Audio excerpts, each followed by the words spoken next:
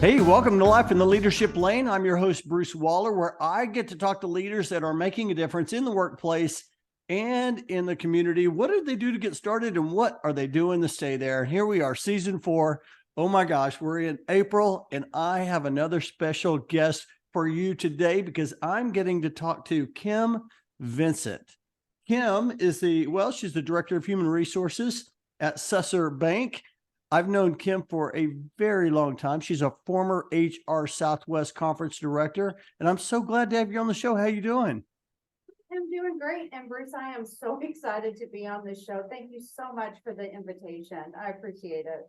Kim, I've had you on my list forever, and I finally got you on the show. I'm so excited. I've had several HRSouthwest conference directors on the show, and so you're right in that mix. And we're going to talk a little volunteer leadership today. We're going to talk leadership. We're going to talk, we're going to talk about a lot of stuff. But I would love for you, just kind of as we kick this show off, I would love for you to share just a brief highlight of SHRM Bank and how you serve your customers. So we are a full service bank offering commercial and personal banking, including mortgage. We actually started as a bank for affiliated food stores in 1959. So we have a rich history in service to the community.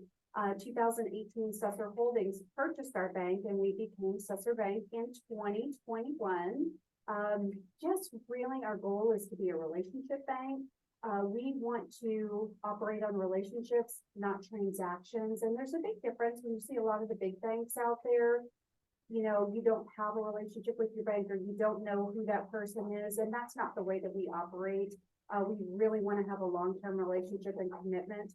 We want to make the communities and the people of Texas stronger and be the next great Texas bank out there in the community. So with us, our big tagline is built to last and not to sell. I love that. Built to last and not to sell. When I hear someone tell me something like that, it's like, it feels like mission driven. Like, I love working here because we have like this mission. We all kind of know what we're all about. Would you agree with that? Like, people they feel they belong to something bigger, right? 100%. And that built to last, not to sell is not just a mantra for our customers and out in the community, it's for our employees too. Anybody who's worked in banking, I would love for them to retire here with us. I want them to have longevity. I want them to know that with this SHRM Bank brand that we are building and the core values that we have, we want this to be the last place that you work because you retire here and you have a rich and rewarding career. And that's really our end goal. So built to last, not to sell. Anyone who's worked in banking is probably maybe stayed at the same desk and worked for 4 different banks and never left their office. So there's a lot of transactions that happen in the banking world. And honestly, we are going to maintain our name on this building and keep it going strong. So I love that. That is fantastic. I love that when you say, "Hey, we want our employees to retire here." And we're going to talk about employee experience a little bit later because I do want to dive into that. I love that. I've been with my company for 20 years and I'm like that. I'm like, hey, there's so many things we're doing in an organization. I just want to just work here and just retire here. Because like I said before, I feel like, I belong to something bigger. So I've known you for a long time. We've met through the Dallas HR and HRSouthwest circles, of course, but there's probably some things I don't know. I would love for you to share the Kim Vincent story. Like, where did you grow up? And how in the world did you get into HR and leadership? well, I will tell you, I am not a native Texan, but we got here as fast as we could. I was actually born in Illinois, Midwest, Maryland, and New York. And then by the age of 10, ended up in Texas with my family. So 1980, here we are. Welcome to most awful heat wave and heat I'd ever experienced in my life as a 10-year-old. I was pretty sure, I don't know where I thought we moved, but it didn't feel like heaven. But now, so that's good. Grew up in Azle, Texas. So I am a Hornet. I know we have a couple of people in Fort Worth HR, City of Azle peeps that work out there in the human resources area. So definitely Azle is close to my heart. But I actually started my adult career in accounting. I had had no idea what I wanted to do when I grew up or how I was going to make a paycheck. And my dad was an accountant, and I thought, well, he gets money for that. Maybe that's what I'll do. You're young, you have no idea. And I worked for an Owen Oil Tools. They made perforating systems to go down in the wells and create the flow of oil and gas in the wells. And when I was there, the individual who was in, and again, I'm dating myself, the personnel department was going on leave for an extended period, and she was a one-person show. And they asked if I would back her up, do the payroll, learn the ins and outs, and take care of that. And to be honest with you, it scared me to death. But I thought, well, they trust me enough to do this, and running payroll for all these people is a pretty big deal. So I should have at least as much trust in myself to do it. She trained me. I took over that role, actually loved it, and, found that it expanded so much more than just the numbers. And from the accounting side, it made a nice transition for me. But as far as the HR piece of it, I really enjoyed that because I've always enjoyed working with people. And eventually she left, and I just took over that role full time. And here I am all these years later. So that was like I don't even want to say, a couple years ago. You've been doing this for a while. I love that. I love how, it seems like to me, very few people that I interview that are high performers in the workplace start out in what they're doing today. They kind of fell into it, like you talked about. I loved how you talked about your dad was in accounting, and I'm going to try that. As a matter of fact, I was an accounting major when I was in college until I got to accounting too, and I realized I don't know about this, but I love that. But then it kind of led you to the path you are in today. Little did you know, accounting is connected to payroll, which is connected to HR. And now you probably have figured out that HR is actually connected to everything, right? 100%. So you're right. That connection was really nice. The numbers felt familiar to me. So it was a familiar transition. Yeah. But I mean, there's not a lot of personality in numbers. They are what they are. And if you are a person who operates 100% in black and white, numbers are for you. And HR, I found, is it's so different in the sense that you operate in a lot of gray. I mean, we operate with consistency. We do have rules and laws and things that we have to follow, but all the people that we deal with are different. No two employees that we have are the same. Doesn't matter how hard you try to write policies or manuals, no two events or things that are the same. And so you really get the opportunity to, again, develop relationships and work with the individuals on their level and, move them forward. Just develop those goals, kind of like our goal here at the bank, just relationship driven fully. And that's where it got my heart, I guess. Just I love that.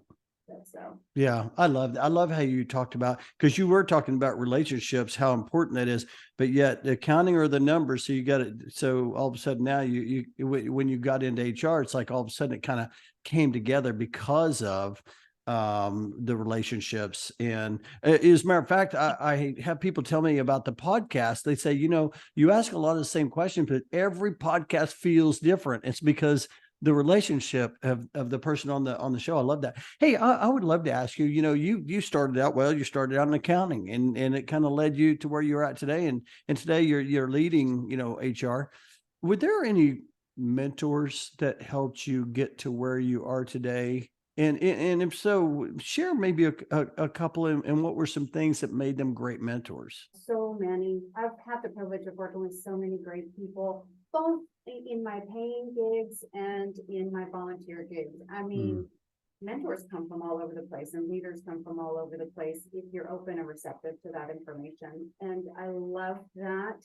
I did work specifically, my first role in banking and HR. We had a department, there were 7 or 8 of us in the department, and it was a lot bigger department than what I was used to in my first role, which is in that oil and gas company. And we had a CHRO, and he was phenomenal. But he was so busy. And I could just watch him, and I saw how he interacted with people all the time. And I thought, wow, I don't know what it is about him, but there's something about him. I want to be like that. And I realized the day that I had a question, I had some issues I was working on, knocked on his door. Hey, do you have a minute to visit with me? And I'm going to sidebar for just a second. Have you ever been in a meeting with somebody who says yes, and they're typing and they're emailing and they're checking their phone and they're not really paying full attention to you? He Yeah. was 100% engaged in what I was saying. He stopped, and that's the whole reason why I asked, do you have a moment? He stopped, turned to me, what do you need? We visited, and at that moment in time, I felt like I was the most important person with the most important pressing issues in the world. And I thought, that is how I want to be. I want experiences with me to feel purposeful. I don't want them to feel like you just came in and you were getting, I have half a second in between text messages. That was a big, big thing for me. So just that mentorship of, again, it goes back to relationships, that value. And you don't really know what you're going to get out of an interaction with somebody, what they're take away from it, what they need that day. But if you don't pay attention, you're never going to know that. And it gave me a lot, I think, from him. That was one of the most impactful things I had. That's a great story. I love that. It's so big. I mean, the gentleman, he had, special needs, children at home. He had more responsibility than I could imagine. So it was a pretty big deal. And then the time is the most valuable thing you can give somebody, but even if it's just 1 minute of focus. I love that. If you are listening right now, you need to be writing down these notes. Time is so valuable, and the most valuable thing you can give someone. Hey, I want to kind of stop there just for a second, because that is it caused me to kind of stop it and think, because one year I always have this word of the year. And one year I had the word presence, because I thought about, I went to a networking event. And I remember talking to someone. I was so excited to talk to them, but they were looking over my shoulder, like they were looking for somebody else, that they were waiting on someone. And I just didn't feel very important. But you just, like, that is it. Like the person was very busy. They turned around, they stopped, and they made you feel important.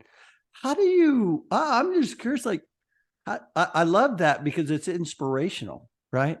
How do you, I've always wondered, like, how do you teach that? It's just so, presence is just so important. And when it comes to, like, we'll talk about the employee experience. When it comes to the employee experience, I think when people feel like valued, they just want to be around that, don't they? 100%. And by him making me feel that value created loyalty, because I wasn't going to get that everywhere.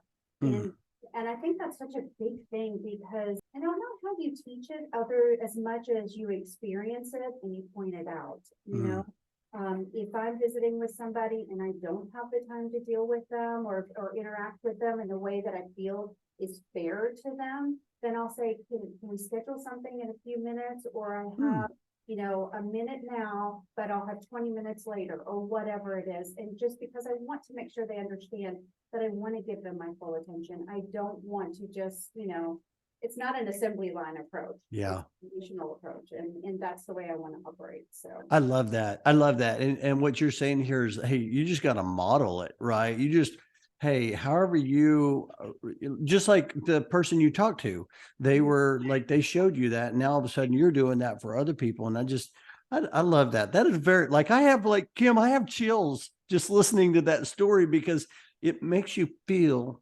so good and so valued and so important. And so I love that. Hey, let me ask you this. Was there, like, on this journey, right? You said, hey, I just fell in love. I love helping people. I love doing what I'm doing now. Was there a moment, though, when you found your lane, when you found that, you said, hey, I found my calling, I found my purpose in my career? I have those moments a lot, which is a blessing. The first time I had that moment, I had a really difficult employee challenge that I was dealing with. I came up, you have to sometimes be creative. Again, everybody's different, every situation is different. And I had a solution that probably wasn't the most popular, but it was the most effective. After we got through that period, that employee actually came back to me and said, I wasn't happy with what you did at the time, but I thank you for it because it's what I needed 100%. And I thought, whew, okay, well, but at the same point, when you realize, okay, I'm not afraid to make what I feel like is the right decision for the company and the employee, both of them, bring it together. And again, when you build a team and you're doing that, you have to give where it makes sense, and you have to make concessions where it makes sense to do that and to do what's right. And honestly, that was 10 years ago. Employees still here flourishing, and I think that's great. And periodically they'll bring it up, and I think, well, I mean, it's humbling to think that, you know, I could have lost my job, but as a result of these steps that you took, I didn't, and I was angry, but now I'm grateful.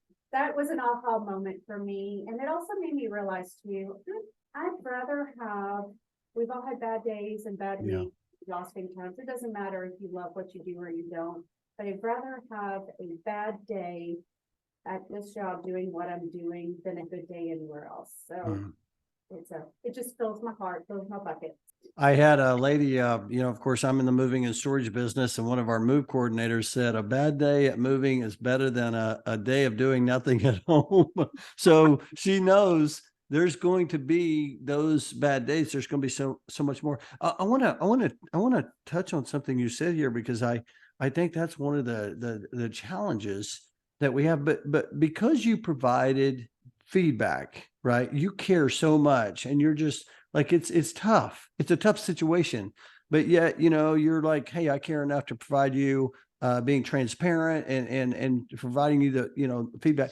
I feel like feedback is very difficult to give honest feedback. And the majority of the time, I think a lot of people feel like that it's going to hurt their feelings, or it's going to hurt the relationship. You talked about relationships earlier. It's going to hurt the relationship, but yet you provided feedback and that person came back to you and said, thank you. I think that is so good.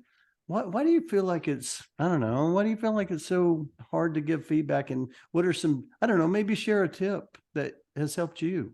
I think, or I know that if I build a relationship and I invest the time in getting to know my team, my employees, the team as a whole, then they know my heart and they know that I'm in this to create a win for everyone. And when you have those relationships and you take the time to build those, and you're not just, you know, have that view of the principal's office when HR comes calling, you know, it's like, oh no, but I have the relationships and I really work hard to build those. So when it comes time to deliver a message that might not be easy to hear, it's, they understand that it's coming from a place of caring, and it's not coming from a, you know, a gotcha moment or a, you know, something that could be considered negative. It's, I want you to grow. I want you to learn. This is where we are and this is where we need to be. How can I help you get there? Again, it just all comes back to relationships. For me. I think that's the biggest thing.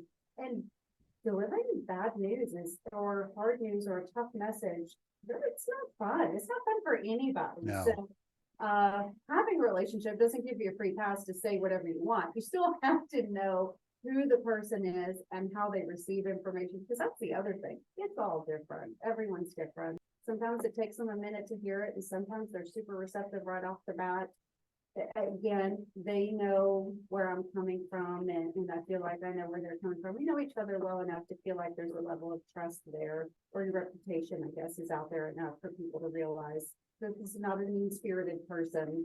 They actually want to do what's right for you and everyone else. So that's fantastic. I love that. And I appreciate you sharing that, because I know there's somebody that's just pulled over the side of the road, or they're listening to the podcast somewhere, and they have just been given some tough, had a tough conversation. Maybe they received it, or maybe or they're getting ready to give a tough conversation. And I wanted them to hear that you're not alone. Like, there's people out there doing it, and that's just part of the process, part of the growth process, isn't it? yeah, 100%. And Bruce, I will tell you, I have received news like that in a negative way that was hurtful, and it wasn't helpful at all, and it made you just want to run away. And I've received it in a positive way And sometimes those are the best learning experiences to go, well, that's not how I want to do this going forward. I think I could do that a little bit better. Sometimes I think those are the things that help too, is just learning that whole Yeah.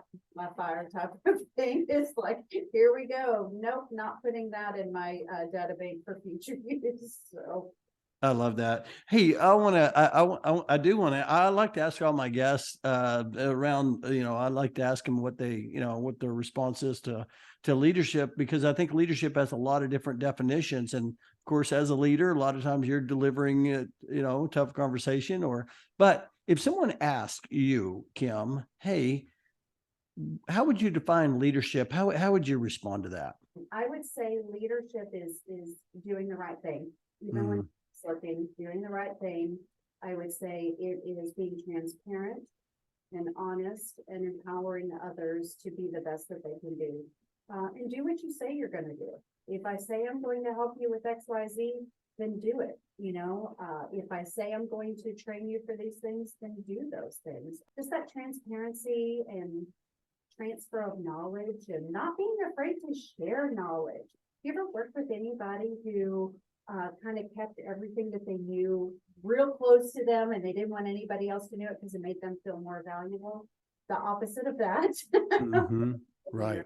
So many different things, but really doing the right thing, doing what you say you're going to do, be accountable.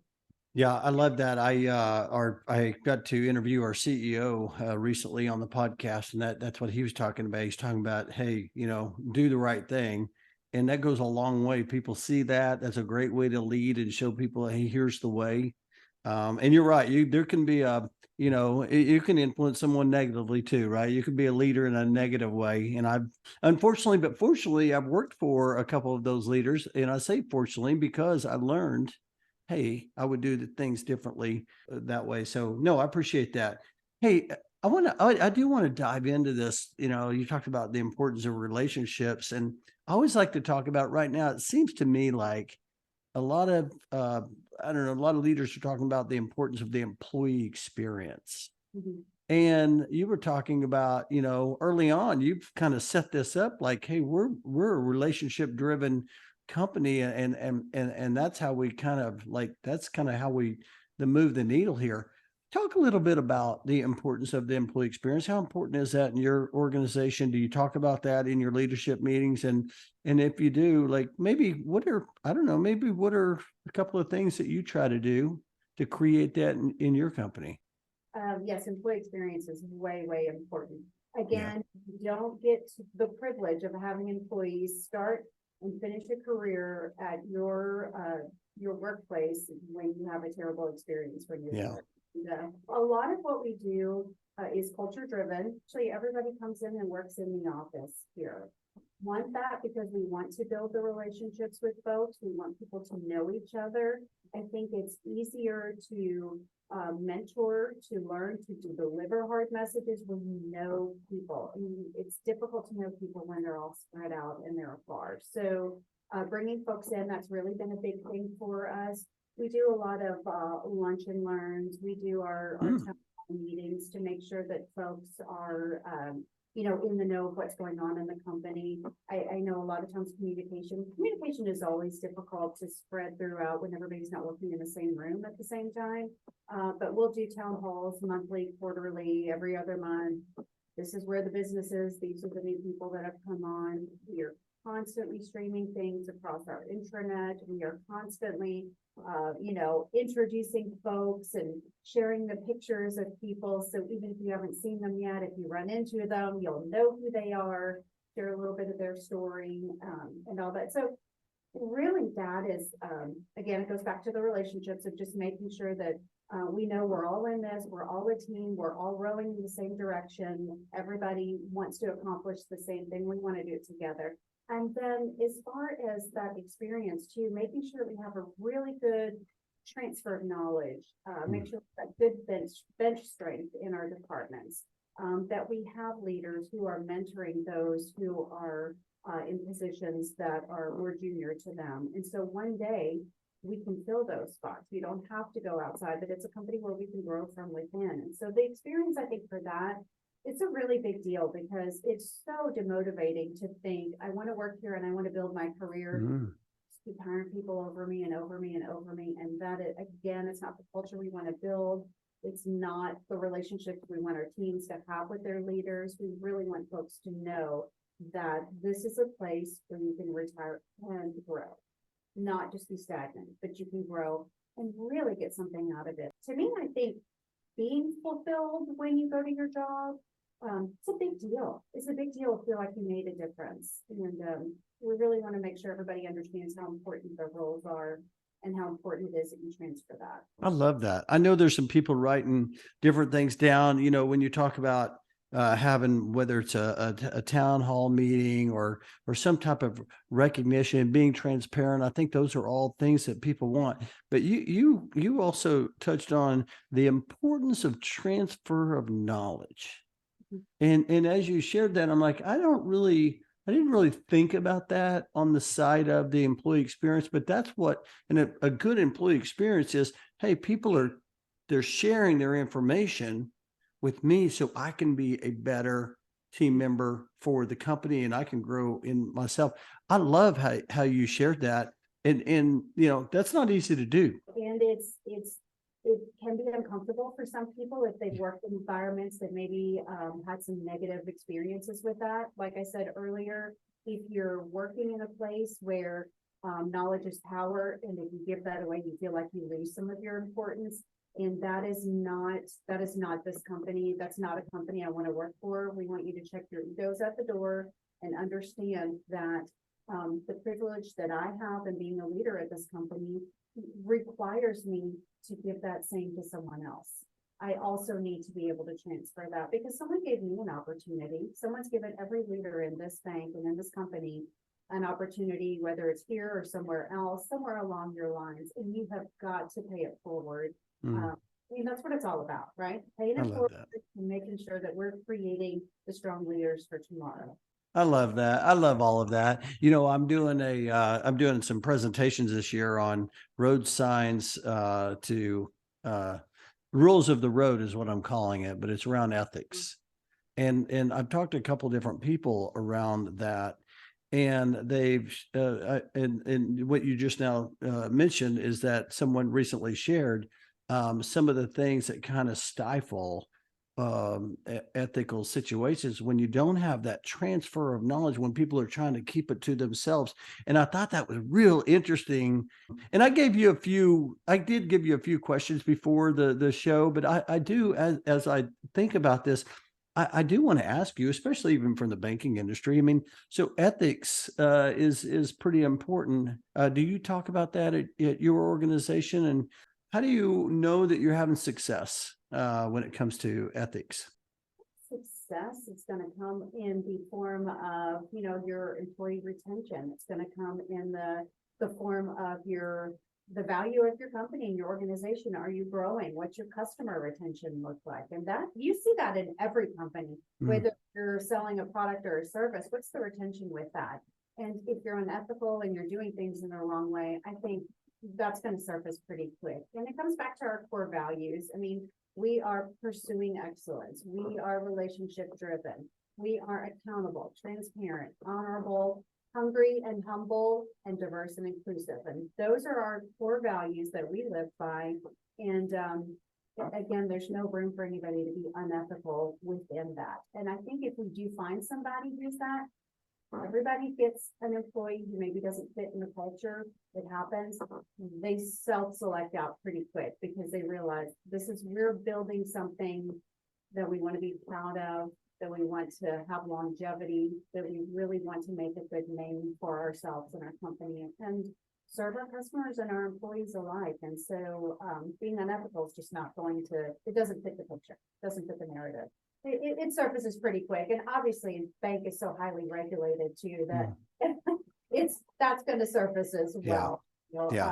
Those things surface, they surface pretty quickly also. So I love that. Oh my gosh, Kim, I appreciate you sharing that, because there's probably some people listening though. They're like, it reminded me of that. I can't remember exactly the story, but it's around like the crabs and how they are all down in the bottom. And if somebody tries to get out, they drag them back down. Right. And so I think people know, like, hey, all of a sudden there's this culture that's been built here. This is the way we do things.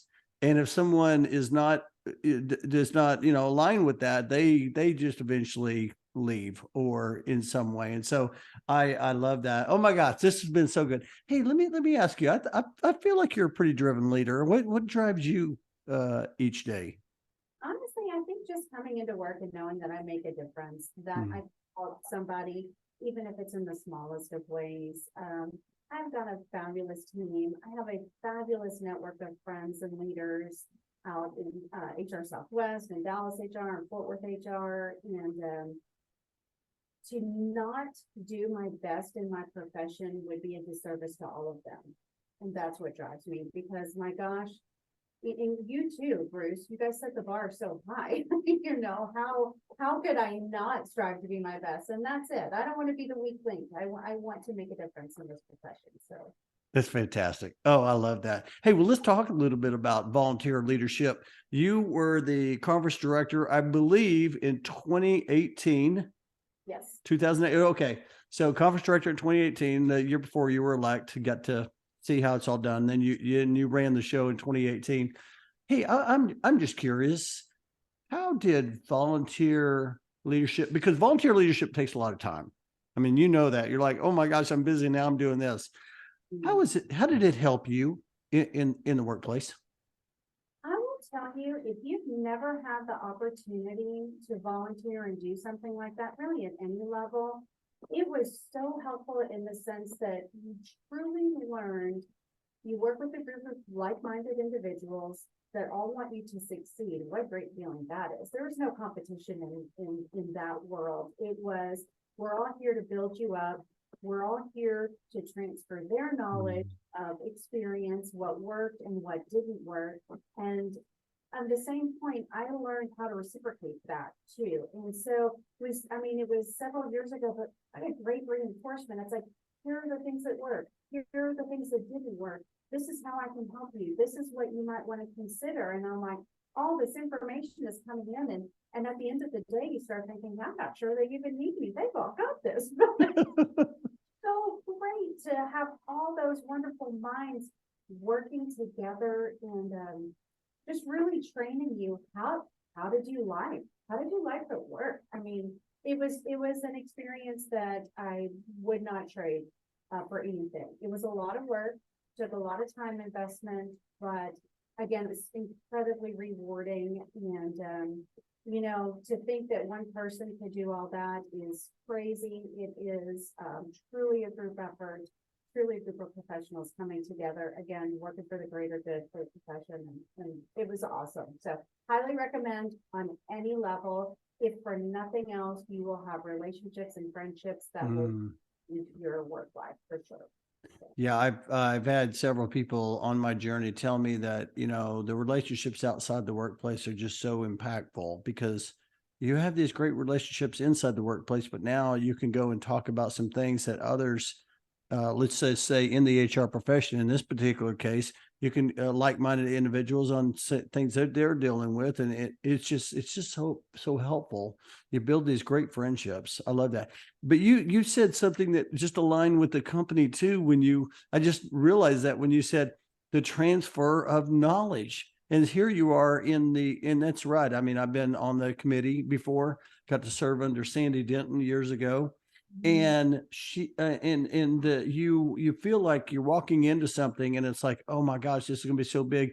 But then you get in there and everybody's just sharing knowledge, and that just makes for a great, I think that's why everybody enjoys the volunteer leadership in this particular association, right? But it's just like the workplace, isn't it? It can be, and hopefully it is. And Yeah. that's really what I want to do in my workplace. Again, is you just learn so much and you're better for it. There's no bigger compliment than being able to develop someone and see them succeed in something. Yeah. Whether it be in volunteer or your paying job. I mean, it's a feel good moment for sure. 2018, it's only 5 years ago. It feels like so many more, because of, COVID and everything, but it's only 5 years ago, Kim. So, man, that is so fantastic. I love that. Hey, let me ask you this. I want to ask you another question before I pivot here.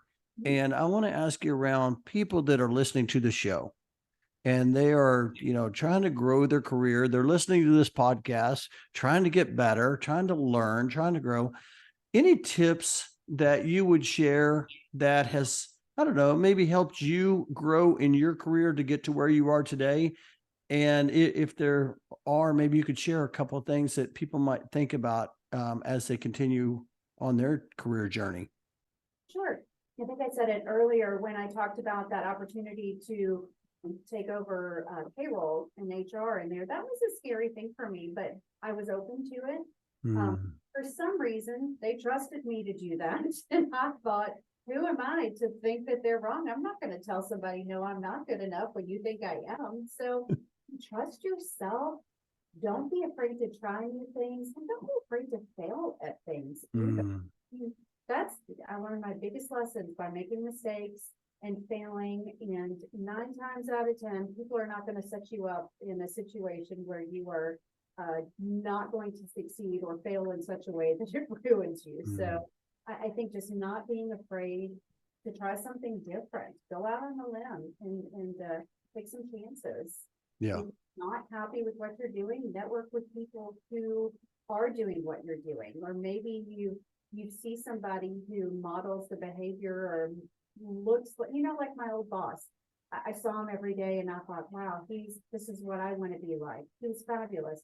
Get around those people and see what they think. What are they reading? What are they doing? How did they get to where they are? If they'll give you 5 minutes of their time, I promise you it will be worth it. And ask questions.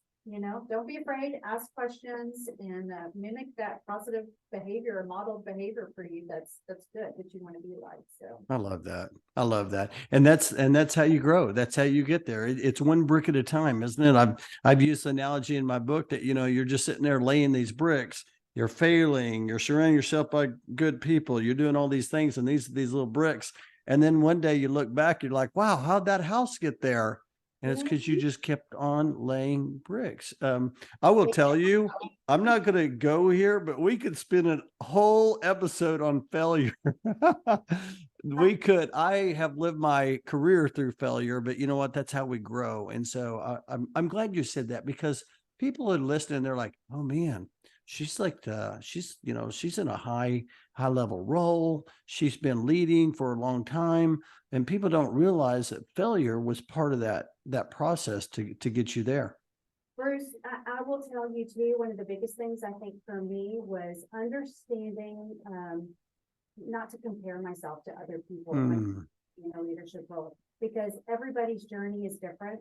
Everybody's, some of us take the scenic route to get where we're going, and some of us have a direct line there, but don't compare yourself to where somebody else is in life, because the journey is different and it can be beautiful and rewarding along the way. It doesn't have to be a direct line. So for the sake of trading things to try to hurry up and do something, sometimes you miss things that are amazing, and can be highly rewarding for you. So I say this, enjoy it, enjoy the ride. Love that. I love that. Don't compare yourself to others. That's fantastic. Oh my gosh. I have chills, Kim. This is so fantastic. This is so good. Hey, I do want to ask you one last question, and you've given some you've given some great advice on this entire show. But I do like to just ask my guests if they were ever given any advice by someone early on, and you just find yourself like you're just often sharing that advice. Any thoughts around that? Yes. Greatest advice ever. You don't have to know everything, but surround yourself with people who know the things that you don't. And don't be afraid to do that. Don't be afraid to admit that you don't know something. I mean, if you're hiring, hire the person to fill the gaps and stuff. It's okay. It's okay to promote other people's strengths, and it doesn't make you weak for doing it. So it makes you a better leader. That's fantastic. I think that's probably been one of the biggest things that's helped me over my career, is just being surrounded by great people like you, Kim, like just being involved in different organizations. All the people on the podcast are just incredible. And I'm just surrounded by these great people, and I just like learned so much from them. Hey, I told you when we got on, I said, Kim, the time is going to fly by, and it has flown by. I want to shift to it's time to accelerate, and I want to ask you a few fun questions. And the first question I want to ask you is, would you rather read a book or listen to an Audible or a podcast? I am a podcast / Audible junkie. I'm in the car a lot, so I'm always listening. Sometimes I'll listen on the treadmill. Used to love to read books, but I find that I can kind of get a double for my money if I'm doing the podcast book thing. So don't always have the luxury to read. And my super guilty pleasure in podcasts is true crime. So, Oh my goodness.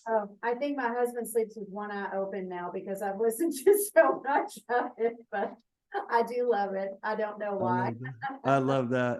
I will tell you, that's probably the most popular answer on the show is what's your favorite is true crimes. Hey, let me ask you this, outside of workplace, what energizes you? Oh, travel. Ooh. I love to get up and go. So anywhere, whether it's for a weekend, whether it's across the country or to another country, I just love to see new things, meet new people, experience different places. So I love that. That's fantastic. I always shared that on the podcast. In my book, I had a chapter called "Great Leaders Are Grateful Leaders," and I always like to ask, Kim, what are you grateful for? I'm grateful for all of my family, my friends, the network of people that this career has afforded me. Throughout my, 25 plus years, I've met some amazing people, and I could not be more grateful. And I can't imagine a field where I would have had that opportunity otherwise. And I'm grateful for the job that allows me to do other things that I love, which is spend time with my family and travel with my family. There's so many things that I could make a whole podcast about. My gratitude. Oh my gosh, that is so good.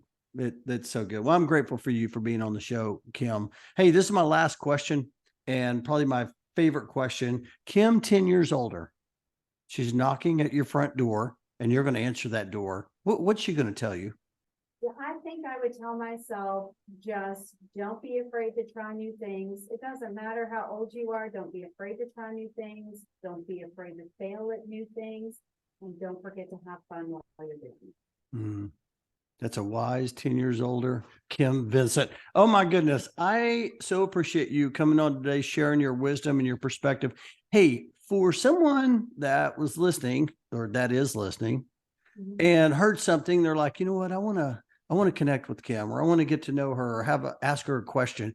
What's the best way for someone to connect with you? Probably through LinkedIn. I think that would be probably the best way or most effective way. I can check that. Perfect. And I will put I'll put that link in the show notes. So if you want to connect with Kim, be sure and let her know. You can just click the link, but be sure and let her know you heard her on Life in the Leadership Lane, and maybe even share something that she shared that was impacting, and that makes the connection that much better. And so you're definitely driving in the leadership lane. I appreciate you and just for being here today, and I appreciate your friendship so much. I can't wait to share this episode. I'm excited. Thank you so much for the opportunity. Not something I ever thought I would do, but it's been fun. And actually going back and reflecting on my journey has really been rewarding. And also another thing to make me grateful for all these little things that happened between then and just today. It's been nice. So thank you so much for that. I love it. I'll talk to you later, Kim.